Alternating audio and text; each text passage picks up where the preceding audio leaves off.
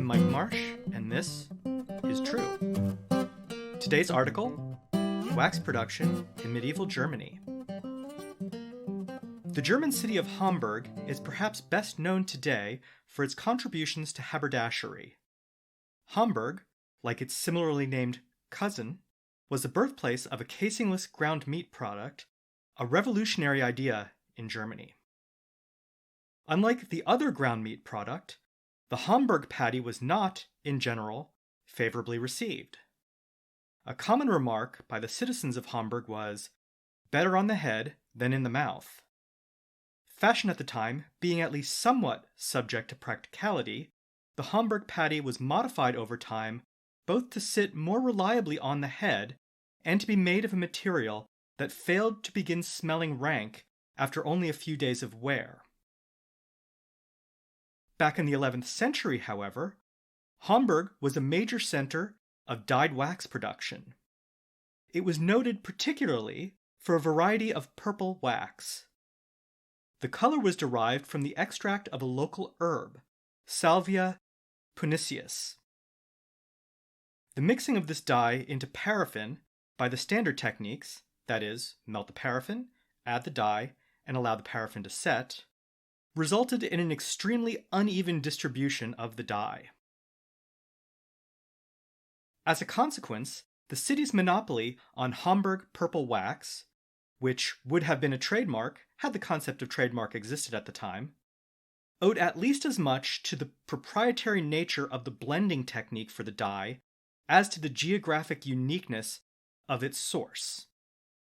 So lucrative was the purple wax business, and hence so secretive the dye blending technique, that it was protected both by act of the city magistracy and a committee of municipal witch hunters. In the year 1031 alone, over 20 witches were burned at the stake for attempting to learn the method of making Hamburg purple wax to use in the furtherance of the devil's unholy purposes. Particularly popular were Hamburg's purple wax drawing sticks.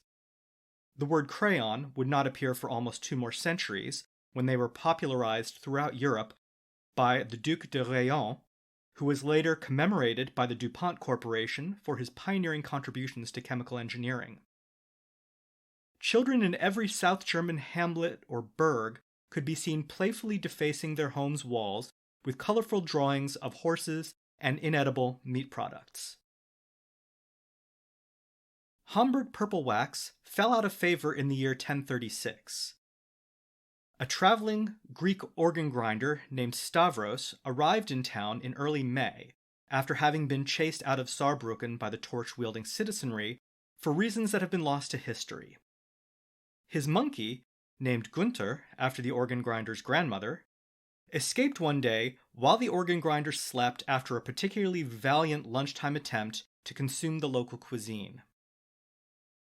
Gunther slipped into the home of the chief magistrate through an open window, where he came upon a few unattended purple drawing sticks belonging to the magistrate's 9-year-old daughter Helga.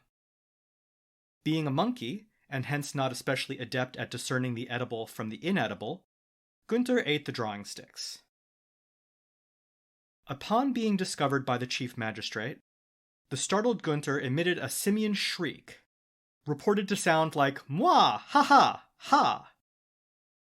In shrieking, Gunther displayed his bare teeth, which had been colored purple by the wax.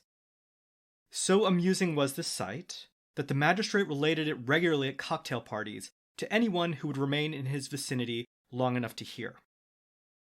Soon, the story of Herr Purpurote Raphe, as the chief magistrate came to be known behind his back, spread throughout West Central Europe.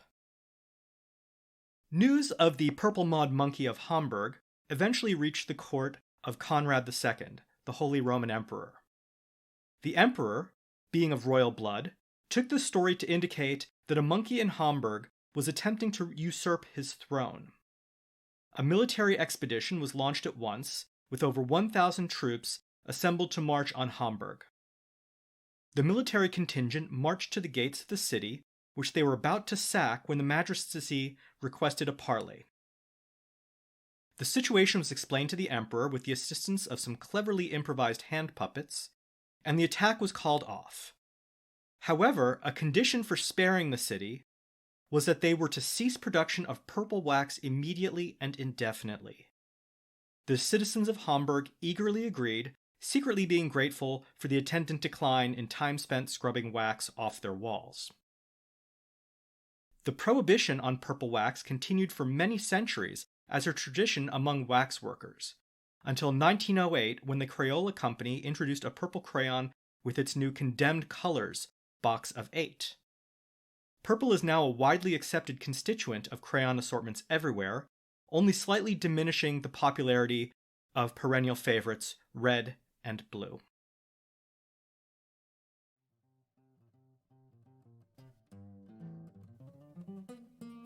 This has been True.